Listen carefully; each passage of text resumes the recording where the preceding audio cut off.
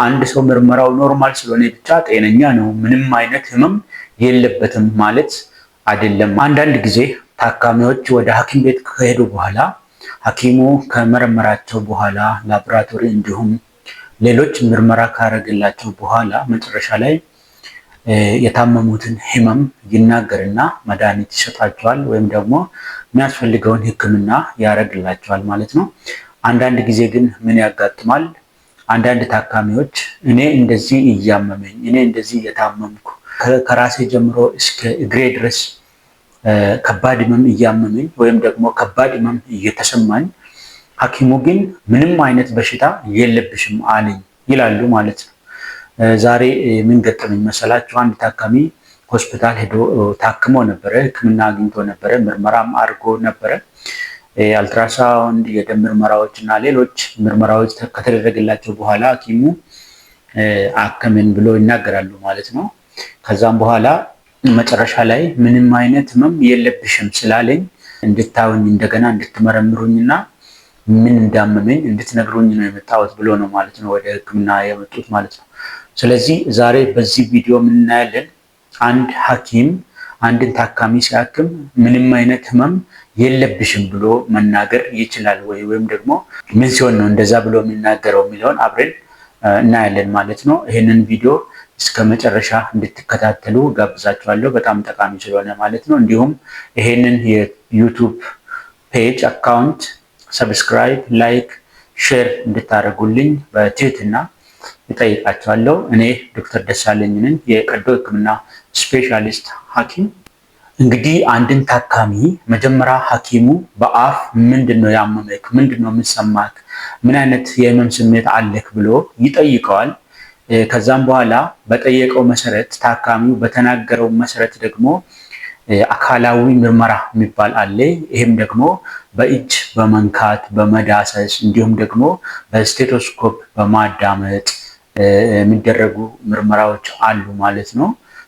በአፍ ከጠየቅን በኋላ እና አካላዊ ምርመራ በእጃችን በስቴቶስኮፕ እና በሌሎች አጋዥ መሳሪያዎች ካረግን በኋላ የሚቀጥለው ስቴፕ ለዚህ ታካሚ የሚያስፈልገውን ምርመራዎች መወሰንና እነዛን ምርመራዎች መላክ ነው ማለት ነው። እንደ ህመሙ ሁኔታ አካላዊ ምርመራና በአፍ ጠይቄን ባገኘነው መረጃ መሰረት የምንልከው ምርመራም ይለያያል።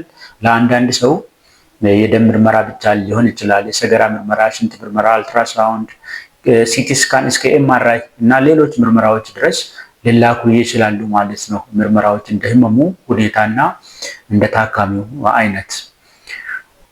እነኚህ ምርመራዎች ከተላኩ በኋላ ምርመራዎቹ ውጤቱ ተመልሶ ሲመጣ አንዳንድ ጊዜ ምንም አይነት የህመም ምልክት ላያሳይ ይችላል።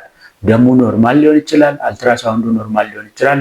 ሌሎች ምርመራዎችም ምንም ነገር ላያሳዩ ይችላሉ።